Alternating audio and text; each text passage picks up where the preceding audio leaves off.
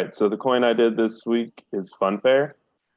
And what FunFair is, it's a ERC20 token. And basically their aim is to make blockchain gaming and gambling reach a wide audience, both for customers and developers, while ensuring that it can be fun, fast, and fair. So just to look at their recent history, they started the month at about 8 cents per coin with a market cap of 373 million. They peaked out pretty well at 18 cents, going all the way up to a market cap of 802 million. They're currently ranked 66, but they've dropped quite a bit. They're only about 10 cents a token, and their market cap is only at 445 million. So it's been a rough month for them as well as other cryptos. So the main problems that FunFair wants to solve is that with current blockchain gambling, there's 3 major problems that come up. The transaction times are too slow. So for each bet, since current ones, they use a blockchain transaction for each bet, it can take like 30 seconds to a minute between each one. So it just doesn't appeal to an audience that like for slot machines, if you lose or if you win, you want to keep going, you don't have to wait a long time to have to place your next bet. And with this too, the transaction times, or not the times, but the costs are too high in terms of gas, since you're doing multiple transactions or a transaction for each bet, the cost can get up there. And the platforms for developers aren't friendly. And so with Fun, along with the token, they have their own platform that they want developers to be able to make their own games on. So with this, they can easily create their own gambling games and start earning coins. And their big appeal, they say you can start your own gambling game with only 2 clicks. So we could possibly look into making a BlockXChain slot machine or blackjack. See if we can make some money with that. That'd be dope. Right. Yeah. We could put our faces on there. Yeah, that sounds like a good way to run afoul of internet gambling laws. It's so for their transaction improvements, instead of just having a separate transaction for each bet, they use fate channels. And so with this, they can make dozens of bets with just 2 transactions. So the way it works, I have the diagram in the bottom left, but the first transaction is just a random number generation system or smart contract. So once you do that, it just keeps doing like a win or a loss for as many bets as the customer wants to go. And then once they're done, they cash out. And so all of those wins and losses are just put into a whole separate transaction, which goes on the blockchain, so that they're all just put into one instead of separate. So with this too, they can keep the transaction speeds high. And so you're only paying for 2 transactions instead of multiple. So it helps the gas costs stay low. And their social media and team, they have a very active Twitter. I was pretty impressed. They have around 30,000 followers. They regularly posted on updates, new events that were coming out. And one thing that was interesting, they were just mentioned in a tweet by Vinny Lingham, which I didn't know who that was, but he's a shark on Shark Tank South Africa. And he had quite a big following on Twitter, so that was just a fun fact about them. And their team, they don't really have a strong blockchain background. I didn't recognize any of the names on the team, and I couldn't really find anything, even in their CTO, about blockchain experience. But in terms of software development and computer programming, they're really skilled. And their CEO, Jess San, he founded his own software company back in high school. It did really well for a while, but then he had to eventually sell it. But a fun fact about him, he received an OBE for his work in the computer games industry. I didn't know what this was. It was like a title after his name, but I looked into it, and it's like a knighthood. Yeah, I didn't know if it was technically a knighthood or not, but it was pretty interesting. Order of the British Empire. Yeah. And they said that he's the only one to get that in computer games. So pretty interesting. Wow. So in terms of being able to like keep up with software development, they're pretty capable in that. And that's all I have for that. You guys have any questions? How does this work? Like the gambling? Yeah. I mean, if I go to the casino's got to have enough money that if I hit a payout, they're gonna pay me.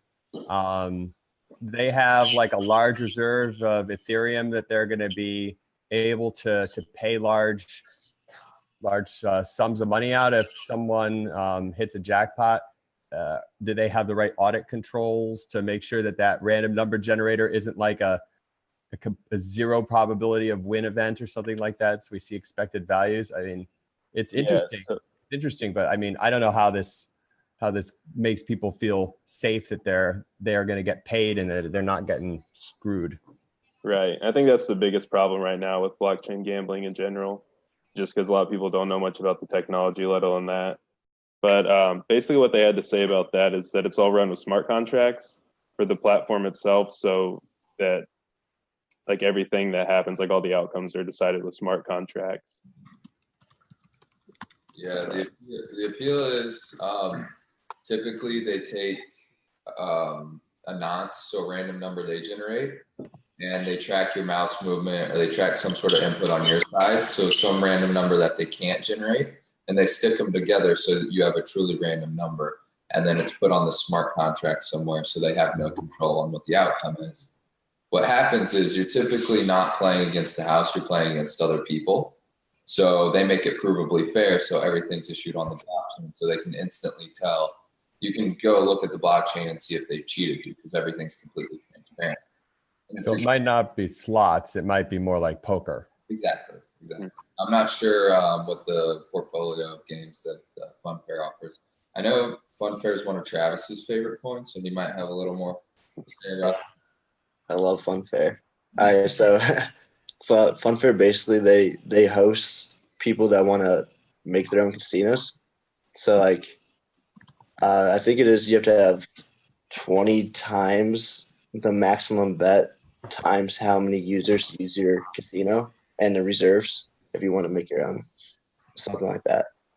But basically they have a bunch of pre-made games, and you just go through and pick whatever you want to put into your casino. And you can pretty much start it really fast and easy. So they basically just want to host a bunch of decentralized casinos, and they don't want to be considered a casino due to regulations and stuff. So they're just hosting. They're just like a platform for casinos. I mean, it's interesting. I would say this thing is also running. I sound so negative.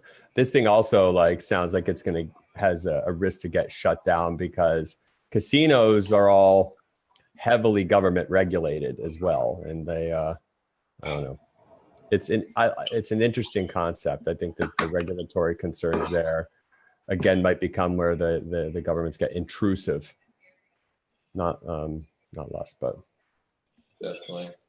That's my biggest fear, is this whole party gets shut down because decentralization is an excuse for diverging governments. Not just gambling, but the whole thing, you know. Yeah. So what'd you say? You need to have at least 20x the minimum or the maximum The bet maximum. of reserve. Yeah, times how many people use your Right. Yeah. Wow. That can add up fast if you get the big. All right. Do you know how that compares to like Edgeless? Yeah, Edgeless is a casino by themselves. They always have like Reddit posts like comparing the two, but Edgeless also is every transaction you make, isn't it a new like don't you have to send a transaction to a random number, so it takes like 20 minutes just to make one bet? Oh, I didn't know that. Oh Christ, that sounds like the worst slot machine ever. That sounds terrible. I know, because they have blackjack already set up, right? Yeah, theirs works. They have like $1 million a day or something like that. They have a lot of money go through there. Wow. Oh, wow. Have you played any of these games, or you just invest in the coin? I've been looking at FunFair for like a few months now. They have like a demo set up where they have it working on the blockchain, and they have like just server ones. But they have a bunch of games, and they all work pretty well. And I think their platform release is this quarter, so you should be able to bet on it soon. Oh, wow. You know, my only problem with FunFair is I personally don't like the UI. To me, I just don't like the UI. I could not get over it. So I didn't really get into it. Yeah, but interesting because from an investor standpoint, if you buy FunFair and you play, let's say play the game, you don't. Do you know what casino you actually playing? Let's say, you know, we're gonna create, a casino with through FunFair. If you play, do you know that's what casino you playing with, or? I'm not sure how they're gonna do that. I'm sure there's. I'm guessing they're just gonna have like ones you can click on. I don't know how that's gonna work. Well, once the platform like releases with everything, I'm sure it'll clear everything up. Because there's a lot of questions about it still. You guys want to pool our money and start a casino? I'd rather make a coin.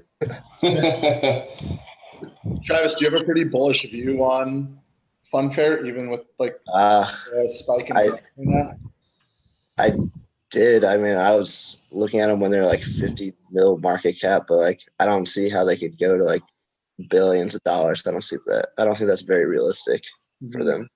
Yeah. Like right now, they might be. I think they have a pretty good valuation right now.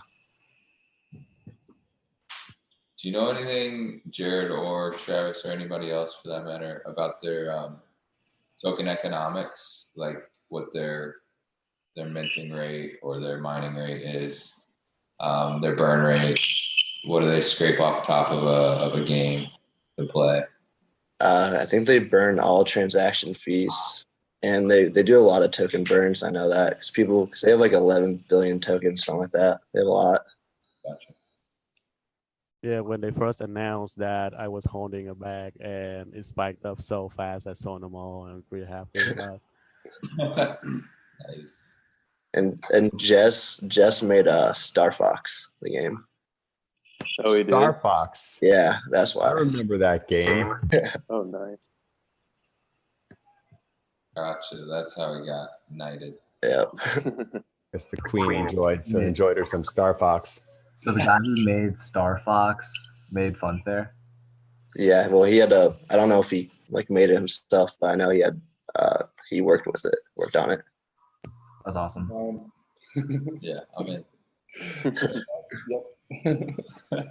Very cool. Thanks for that, Jared. Awesome presentation. No problem. Make a sweet video out of it. That was really interesting. Yeah, it was. So this quarter it gets released. Maybe I'll play around with it a little bit. Yeah, go look at the trials. Are pretty fun. I mean, you can't bet, but you can use MetaMask and bet. Like they're called fake FunFair tokens, and you can use them on the blockchain. Gotcha.